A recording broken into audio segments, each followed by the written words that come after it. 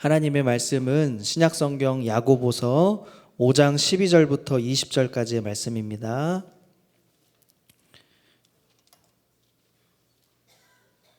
신약성경 376쪽에 나와 있습니다.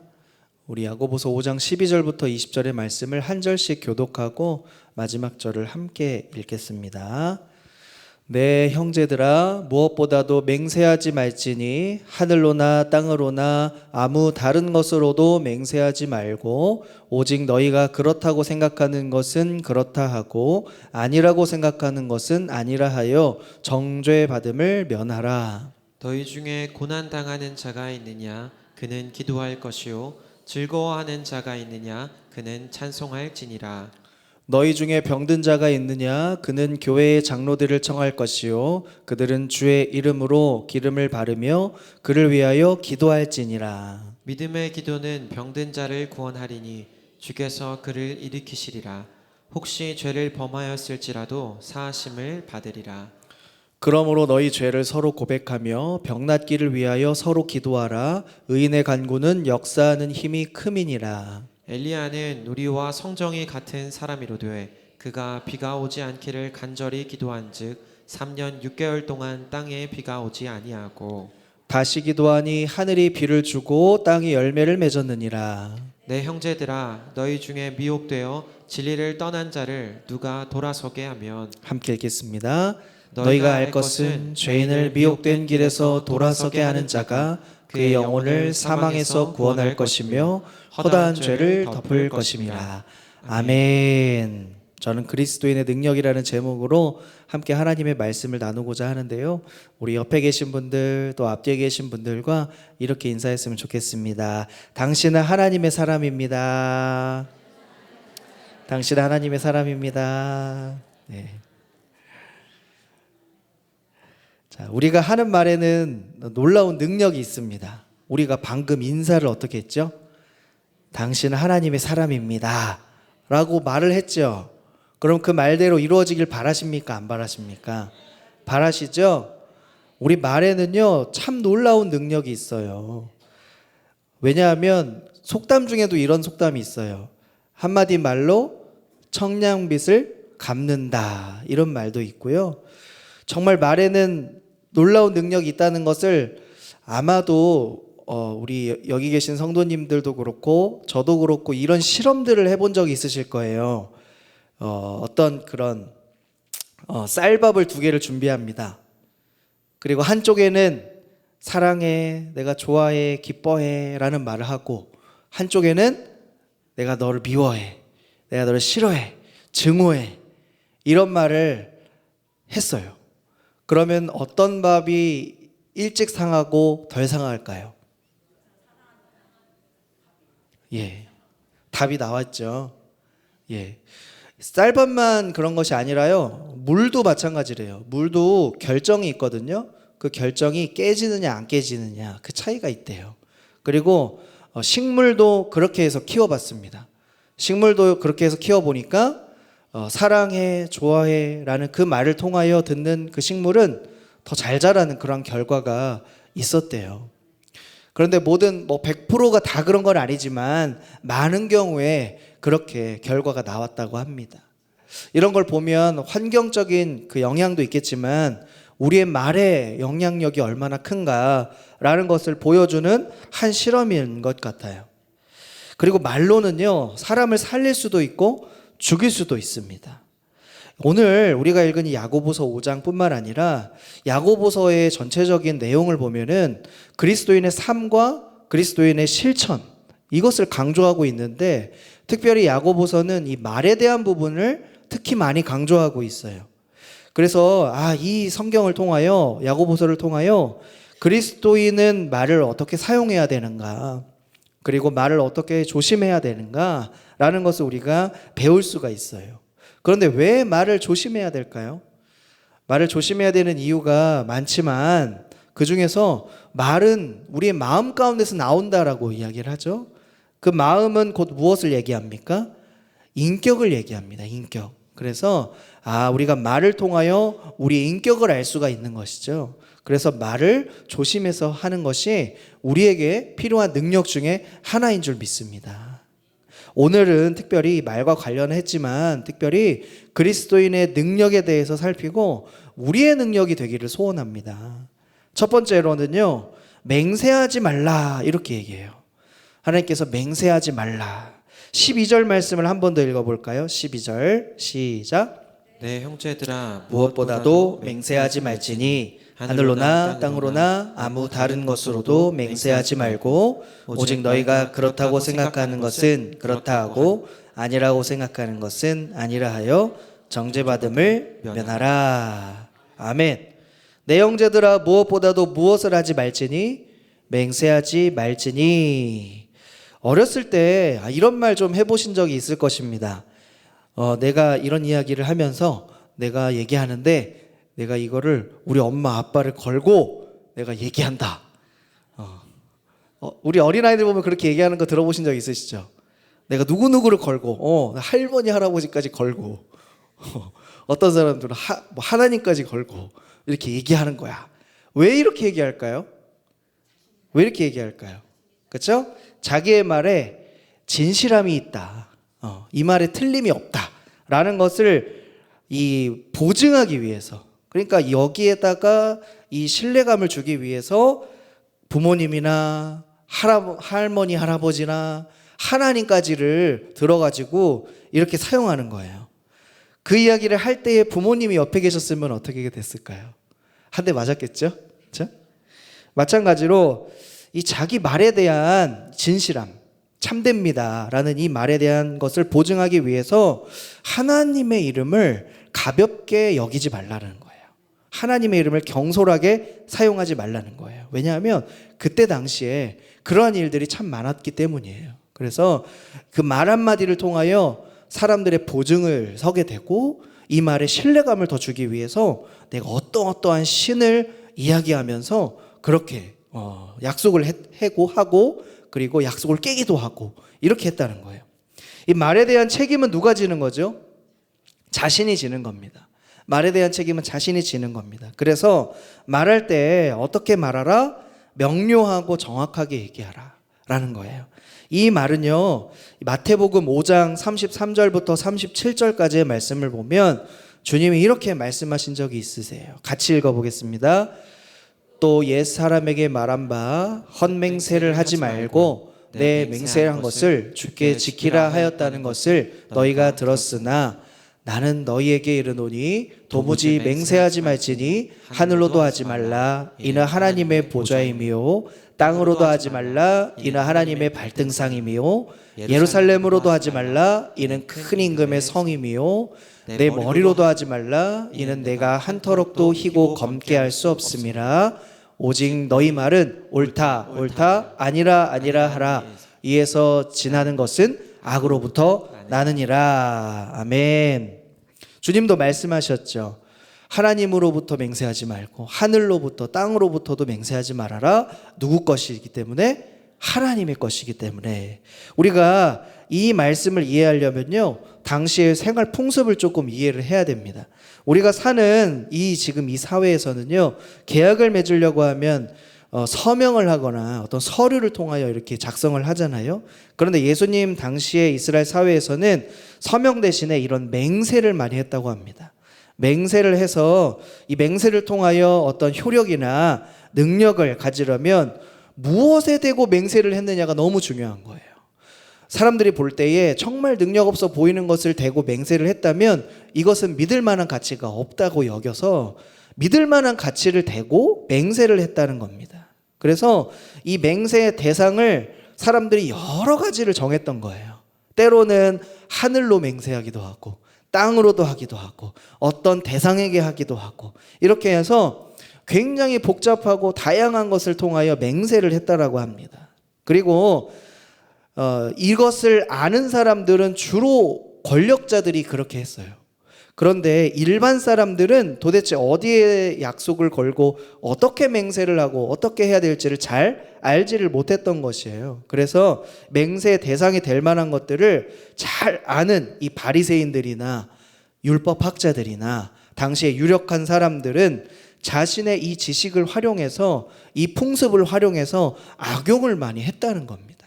그래서 부당한 이익을 취하기도 하고 악을 저지르는 일들이 참 많았다는 거예요. 그래서 주님이 오늘 옳다고 하는 것은 옳다고 얘기하고 아니다라고 하는 것은 아니다라고 이야기를 하라라는 거예요. 오늘 본문에서도 야고보도 같은 것을 지적합니다. 맞는 것은 맞다, 아닌 것은 아니다라고 정직하게 단순하게 말하라라는 것이에요. 어떤 분은 이렇게 얘기하는 경우가 있어요. 그러면 솔직하게 얘기하면 되는 거죠? 라고 얘기해서 자기 속에 있는 것을 막 퍼붓습니다. 있는 말 없는 말, 내 마음에 있는 솔직함을 다 이야기를 합니다. 다 얘기하고 나서 뭐라고 하죠? 나는 뒤끝이 없어. 나는 뒤끝이 없어. 앞에서 이렇게 하는데 뒤에선 절대 안 그래. 참 그럴까요? 그렇지 않죠. 그러나 이게 솔직하고 정직한 것이 아닙니다. 자기 마음에 느끼는 대로 퍼붓는 이 모든 것이 정직한 것이 아니라 신뢰를 줄 수 있도록 말하는 것이 정직한 거예요. 그래서 사람들이 신뢰를 주기 위해서 맹세를 하기도 하고 그리고 어떤 것에 빗대어 걸기도 하고 막 이렇게 하는 거거든요. 그런데 우리는 그렇게 하지 말라는 거예요. 주님이 말씀하신 대로 옳은 것은 옳다, 그른 것은 그르다 라고 정직하게 솔직하게 이야기를 해야 된다는 것이죠. 그런데 우리가 해야 될 행동은 또 하나가 있습니다. 바로 정직한 동시에 우리는 무례하지 않아야 돼요. 무례하지 않고 솔직한 동시에 어리석은 행동을 하진 않아야 합니다. 그래서 오늘 그리스도인에게 꼭 필요한 것이 있다면 바로 이것인 줄 믿습니다. 오늘 야고보도 주님의 말씀을 따라서 복음을 향하여 가르칠 때 또 전할 때에 옳은 것은 옳다고 전하였고 그들이 그른 것은 그르다라고 지적할 정도로 야고보는 이 말에 대하여 중요성을 가르쳐줄 뿐만 아니라 복음에 대한 명료함, 복음에 대한 밝음, 복음에 대한 정직함에 대하여 야고보는 우리의 말을 통하여 그렇게 전할 수 있다라는 것을 계속 강조하고 있는 것이에요. 두 번째가 바로 이것입니다. 기도하라라는 거예요. 기도하라. 첫 번째가 맹세하지 말라. 간단하게 옳은 것은 옳다, 틀린 것은 틀리다 라고 얘기하는 것이었다면 두 번째는 우리가 말을 통하여 기도하라 라는 거예요. 기도하라. 13절의 말씀 우리 같이 한번 읽어보겠습니다. 너희 중에 고난당하는 자가 있느냐? 그는 기도할 것이요 즐거워하는 자가 있느냐? 그는 찬송할지니라. 아멘. 말을 사용하는 지혜로운 방법이 있습니다. 바로 오늘 이 말씀이에요. 고난당하는 자가 있다면 기도해야 되는 것이고 즐거움이 있다면 찬양하는 것이 바로 우리의 입술이 되어야 한다는 것입니다. 고난당할 때 특별히 기도해야 되는 이유는 무엇입니까? 고난은 우리가 원인을 계속 찾으려고 하다 보면요, 우리의 마음이 계속 원망으로 나아가게 됩니다. 그리고 정말 그 원인이 찾아진다고 할지라도 그 원인을 해결하기는 참으로 어려워요. 그래서 이 고난의 원인을 다른 사람의 탓이나 환경 탓으로 돌리면서 우리가 원망할 때가 참으로 많지 않습니까? 그리고 이 고난이 찾아오면요, 우리가 무엇인가를 계속 찾으러 다니는데 해결하기 위하여, 그래서 사람들을 찾으러 다니고 또 물질을 찾으러 다니고 그렇게 하는 경우가 참 많다는 거예요. 그래서 하나님을 찾기보다는 어떻게든 이것을 이겨내 보려고 갖가지 방법을 쓰게 됩니다. 지푸라기라도 잡는 심정이라는 그 말을 아시잖아요. 그래서 그 모든 것들을 해결할 수 있는 그것이 어디에 있을까라고 고민하면서 스스로 열심히 찾게 됩니다. 그런데 우리가 문제가 생길 때 가장 먼저 해야 되는 것은 무엇입니까? 한 분이 말씀하셨는데요. 우리가 문제가 생길 때 가장 먼저 해야 되는 것이 무엇이죠? 기도죠, 기도. 기도를 우리가 가장 먼저 해야 되는 것이에요. 기도할 때에, 왜냐하면 기도할 때 그 문제를 해결하실 수 있는 분이 누구십니까? 우리가 아니죠. 바로 하나님이심을 믿는 것이죠. 먼저는 그것이 우리에게 필요한 것입니다. 하나님께서 인도해 주시고 그리고 기도를 하게 되면은요, 놀라운 일을 겪게 되기도 합니다. 왜냐하면 기도를 하면 마음이 무겁게 짓누르는 그러한 상황 가운데서도 무거운 마음이지만 무릎 꿇고 주님, 내가 이 주님께 문제를 가지고 나왔습니다. 내가 해결할 수 없는 문제지만 또한 그 누구도 해결할 수 없는 문제지만 하나님이라면 이것을 해결하실 수 있으니까 내가 주님께 가지고 나왔습니다. 이런 마음으로 기도를 하게 되는 것이죠. 그러다 보면 어떻게 됩니까? 바로 그 문제가 해결되는 것은 아니에요. 그렇죠? 그 문제가 깨끗하게 정리되는 것은 아니지만 무엇이 해결됩니까? 내 마음이 해결되는 거예요. 내 마음이 바뀌게 됩니다. 내 마음이 가벼워져요. 모든 짐을 주님께 드리고 나면 그 문제를 통해서 내가 나에게 짓눌리는 그 문제에 짓눌리는 게 아니라 오히려 주님께 그 문제를 드리고 그 짐을 드릴 때에 그 짐을 대신 짊어주시는 주님 때문에 내 마음의 짐이 가벼워지는 것이죠. 그래서 주님이 우리의 모든 기도를 들으시고 그 모든 짐을 짊어주시고 그 문제를 해결해 주심을 믿습니다. 그래서 우리가 기도하는 것이죠. 그래서 이 문제를 하나님께 드리면 하나님은 모든 것이 가능하시지. 모든 것이 하나님 안에서는 해결 가능하시지. 라는 그 마음을 통하여 우리에게 무엇이 생기냐면 믿음이 생기게 됩니다. 믿음이 생겨요. 상황은 바뀌지 않았지만 하나님께서 무엇을 바꿔주셨어요? 마음을 바꿔주신 것이죠. 그래서 상황은 크게 달라지지 않았지만 그것을 보는 내 눈이 바뀌는 거예요. 그것을 보는 내 눈이 바뀌어서 예전에는 그것이 이제 문제로 다가왔지만 마음이 너무 무거웠지만 이제는 문제가 아니니까 마음이 가벼워지는 것이죠. 우리가 고난 중에 있으면 그때는 그래도 기도가 쉽게 나올 수 있습니다. 그렇죠? 고난을 통하여 우리가 기도의 자리를 찾을 수가 있어요. 어려움이 닥치면 마음이 간절해지잖아요. 그래서 새벽 기도도 하고 작정하여 기도도 하고 금식하여 기도도 하고 또 오늘 같은 수요 예배에 나와서 예배하고 기도하기도 합니다. 그런데 어려운 일이 생겼는데도 주님을 간절히 찾지 않는다면 우리에게 어떤 문제가 있는 거 아닐까요? 그렇죠? 그래서 영적인 문제가 우리에게 있는 것입니다.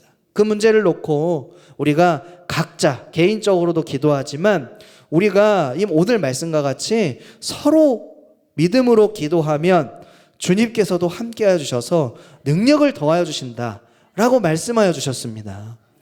그런데 그렇게 기도하다가 우리가 문제가 어느 순간 해결되고 잘 풀리면 어떻게 됩니까?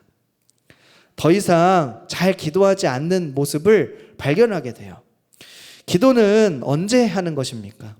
문제가 생겼을 때만, 고난이 찾아왔을 때만 하는 것이 아니라 잘 될 때에도, 우리 인생이 잘 행복하게 될 때에도 기도해야 되는 것입니다. 우리에게 기쁜 일이나 슬픈 일이 있을 때나 있을 때 우리 친구들이나 식구들에게 좋은 소식을 알리잖아요. 그렇죠? 그런 것처럼 기도하는 것은요, 하나님과 가까이 교제하는 길로 나아가게 해줘요. 그래서 하나님과 더 친밀하게 되고 하나님의 뜻을 더 알아가게 되고 고난이 와도 그 고난과 문제에 우리 시선을 집중하지 않고 그것을 짊어주시고 해결해 주시고 또 가볍게 해주실 그 하나님이 바로 오늘 우리에게 기도하는 능력을 더하여 주실 줄 믿습니다.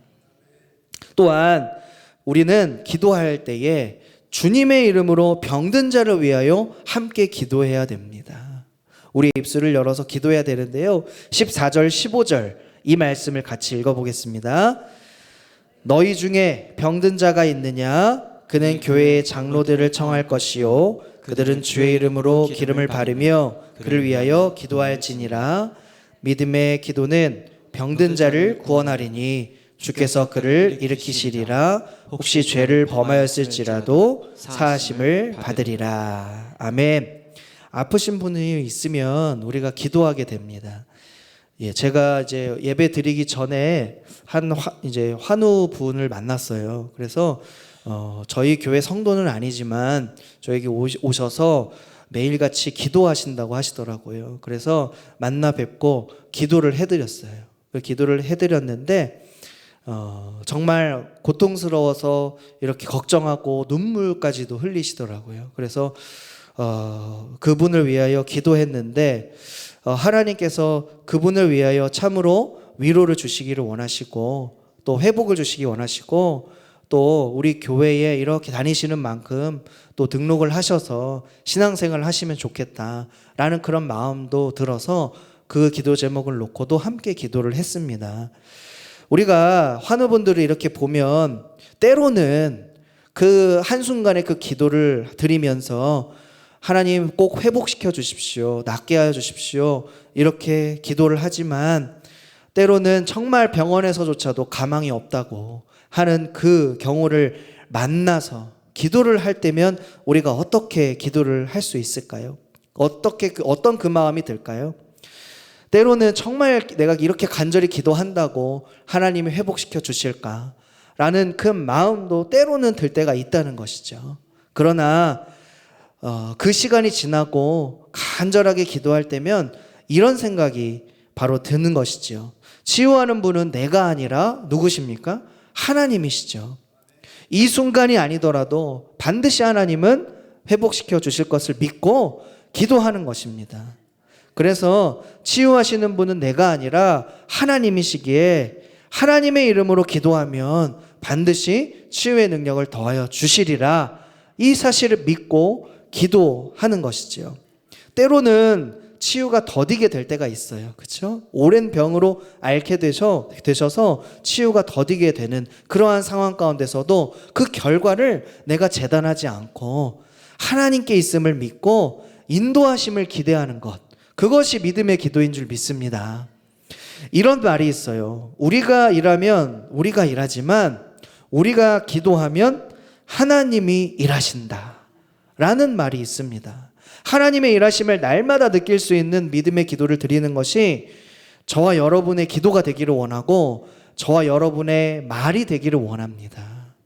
또한 이 믿음의 기도는요, 병든 자를 치료할 뿐만 아니라 죄사함의 은혜를 주신다고 합니다. 15절의 말씀을 한 번 더 읽어보겠습니다. 네, 믿음의 기도는 병든 자를 구원하리니 주께서 그를 일으키시리라. 혹시 죄를 범하였을지라도 사하심을 받으리라. 아멘. 혹시 죄를 범하였을지라도 사하심을 받으리라. 주님을 향한 기도는요, 단순히 병을 치료하는 것이 아니라 우리의 영적인 문제를 해결해 주십니다. 죄를 해결하여 주신대요. 사하여 주신대요. 요한복음 9장에 보면 날 때부터 이 눈먼 소경에 대해서 사람들이 도대체 누구의 죄 때문에 저 사람이 눈이 멀었느냐라고 질문하는 것을 보게 돼요. 제자들은 이렇게 물었지만 예수님께서는 어떻게 얘기하셨냐면, 이것이 그 누구의 죄 때문에 그런 것은 아니다. 모든 병이 반드시 죄로 인한 것은 아니지만 그 질병으로 인해 우리 자신을 하나님 앞에 다시 한번 진정으로 되돌아볼 수 있는 기회를 주시는 것, 그것이 바로 은혜인 줄 믿습니다. 오늘 이 말씀을 한 번 더 읽어보기 원하는데요, 16절의 말씀입니다. 16절 같이 읽어보겠습니다. 그러므로 너희 죄를 서로 고백하며 병 낫기를 위하여 서로 기도하라. 의인의 간구는 역사하는 힘이 큼이라. 아멘. 너희 죄를 서로 고백하며 병이 낫기를 위하여 서로 기도하라. 의인의 간구는 역사하는 힘이 큼이라. 의인이라고 할 때요, 여기서 어떤 특정한 인물을 얘기하는 것이 아닙니다. 어떠한 사람을 얘기할까요? 예수님께서 의롭다라고 칭해 주신 모든 사람들, 예수님을 믿는 사람들, 그 모든 사람들을 오늘 의인이라고 얘기할 수 있습니다. 저와 여러분이 바로 의인인 줄 믿습니다. 그래서 우리가 어떻게 했기 때문에 의인이 된 것이 아니라 예수님을 믿는 그 믿음 때문에, 그 믿음의 기도 때문에 주님이 우리를 의롭다라고 여겨주시는 거예요. 그러므로 우리가 이 기도하는 것은요, 특정한 사람들만의 어떤 것이 아니라 우리 모두의 특권이라는 거예요. 기도가 특권이라는 생각을 해보셨습니까? 기도가 우리가 때로는 너무 힘들고 어렵고 또 귀찮기도 하고, 때로는 기도하는 일을 두 번째, 세 번째, 네 번째로 미뤄두는 경우가 참 많지 않습니까? 그러나 주님은 항상 말씀하셨어요. 기도는 하나님의 자녀의 특권이다. 하나님의 자녀의 권세다 라고 말씀해 주셨어요. 그래서 이 특권이자 또 권세이자 또 축복인 이 기도가 우리의 삶이 되기를 원합니다. 이 기도의 능력을 경험했던 사람이 있어요. 바로 엘리야입니다. 엘리야.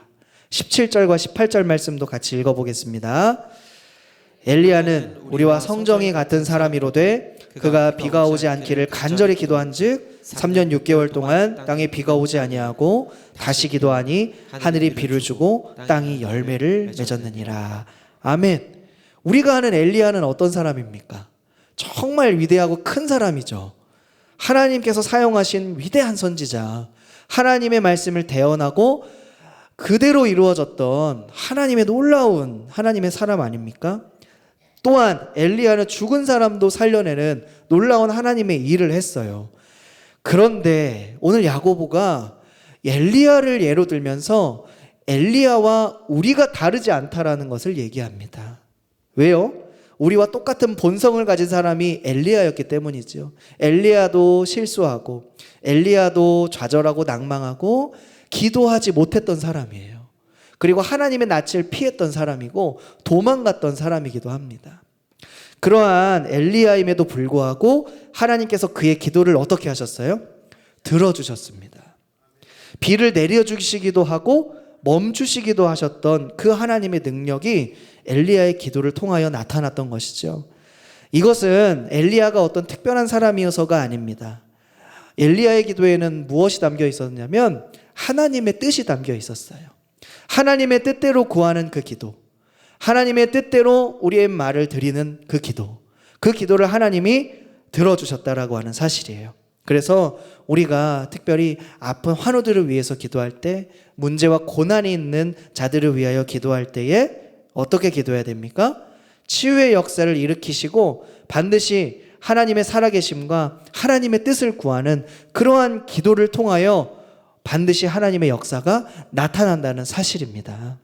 그것은 우리가 기도할 때에 큰 소리로 기도하거나 꼭 어떤 우리가 방언 기도를 해야 한다거나 그러한 것이 아닙니다. 또한 우리가 어떤 인격이 훌륭해서 그런 것이 아닙니다. 오직 하나님을 믿고 하나님의 뜻을 구하며 기도했기 때문이에요.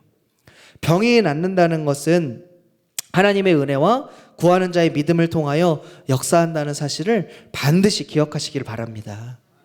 오늘 우리가 기억해야 될 것이 2개 있었다고 했습니다. 첫 번째로는 우리의 입술로 맹세하지 말고, 헛된 것을 향하여 맹세하지 말고, 걸지 말고, 오직 옳은 것은 옳다고 얘기하고 말씀 가운데 틀린 것은 틀리다고 얘기하면서 바른 길을 제시해 줄 수 있는 그런 믿음의 말을 우리가 할 수 있어야 한다는 것이었고, 2번째는 무엇이었죠? 기도하라 라는 것이었습니다. 기도하라. 우리의 입술, 우리의 말을 통하여 사람을 살리는, 생명을 살릴 뿐만 아니라 영혼을 살리는 그러한 기도의 입술이 우리의 말의 습관이 되기를 소망합니다. 우리의 신앙생활에서 가장 중요한 역할을 하는 신체 기관이 무엇이라고 생각합니까? 우리 신앙생활에서 말씀을 듣는 귀입니까? 아니면은 성경을 보는 눈입니까? 아니면은 봉사하는 손입니까? 어떤 것입니까? 우리가 보통은 하나님의 말씀을 우리가 눈이나 귀로 보거나 듣고 우리가 받아들이죠. 그런데 초기에 이 성경을 가르치는 유대의 랍비들은 성경을 읽는 것을 몸의 한 부분을 사용했다고 합니다. 어떤 부분을 사용했을까요? 바로 발을 사용했대요. 발로 이렇게 성경책을 넘겼다는 것이 아닙니다. 귀와 눈으로 배운 그 말씀을 발을 통하여 실천했다는 거예요.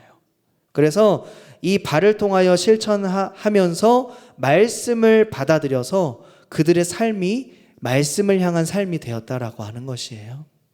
아무리 많이 우리가 말씀을 알고요, 또 깨닫고요, 또 많이 성경을 읽고 또 아무리 많이 기도를 해도 정작 내가 알고 있는 이 말씀을 그대로 실천하며 살지 않는다면 아무 소용이 없다는 것을 너무나 잘 알고 있습니다. 우리가 이 말씀이 머릿속에만 머무르지 말고 우리의 발을 사용하여 주님의 말씀대로 기도하고 행함으로 인하여 우리가 그리스도인의 참 능력이 어디로부터 나오는가 라는 것을 우리의 삶을 통하여, 또 우리의 기도 생활을 통하여, 또 우리의 삶의 실천을 통하여 그렇게 능력을 나타내며 사시는 저와 여러분 되시기를 주님의 이름으로 축복합니다. 아멘.